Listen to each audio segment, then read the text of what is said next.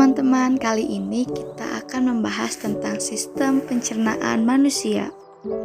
Sistem pencernaan manusia adalah serangkaian jaringan organ yang memiliki fungsi untuk mencerna makanan. Oke teman-teman, sistem pencernaan juga terbagi menjadi dua, yaitu secara mekanik dan juga kimiawi. Sistem pencernaan secara mekanik adalah proses pencernaan makanan yang dilakukan dengan gerakan-gerakan seperti mengunyah, menelan, memompa, menghancurkan, dan meremas makanan. Sedangkan secara kimiawi adalah proses pencernaan makanan yang melibatkan enzim. Apa sih tujuan sistem pencernaan itu? Mari kita bahas dengan seksama. Tujuan proses pencernaan mekanik adalah untuk mengubah ukuran makanan menjadi lebih kecil.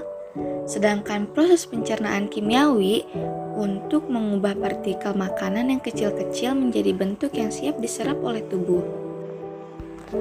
Sistem pencernaan juga meliputi mulut, kerongkongan, lambung, usus halus, usus besar, rektum, dan anus.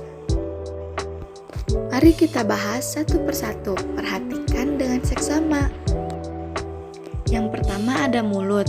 Di dalam mulut ada gigi, lidah, bibir, langit-langit lunak, dan uvula. Di dalam mulut juga terjadi pencernaan secara mekanis oleh gigi dan kimiawi oleh enzim amilase.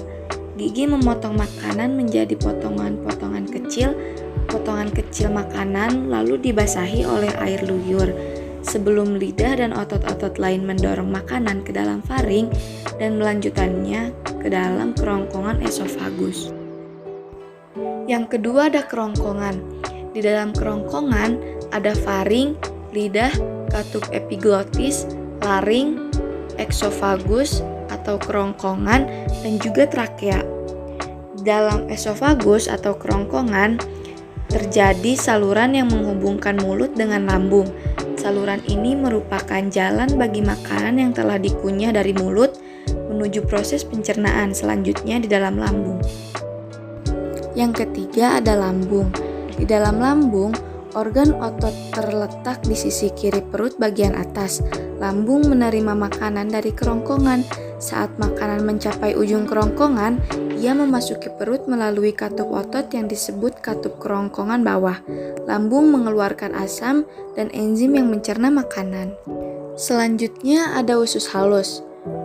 Usus halus terdiri dari 3 bagian, yaitu duodenum, usus 12 jari, jejunum, usus kosong, dan ileum, usus penyerapan.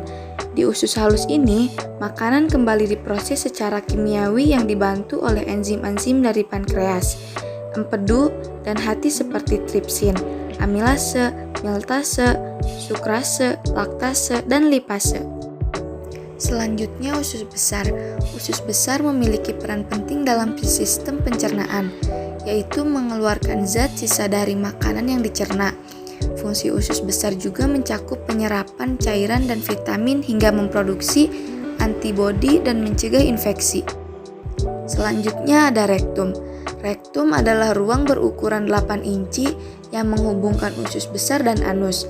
Tugas rektum adalah menerima feses dari usus besar, memberitahu Anda bahwa ada feses yang akan dikeluarkan, dan menahan feses sampai proses eliminasi terjadi. Dan yang terakhir ada anus. Anus adalah lubang di mana saluran pencernaan berakhir. Fungsi anus dalam sistem pencernaan sangat penting, karena ini menjadi jalan keluar feses dari tubuh. Organ ini terletak di bagian bawah rektum, bagian terakhir dari usus besar. Garis anorektal memisahkan anus dari rektum.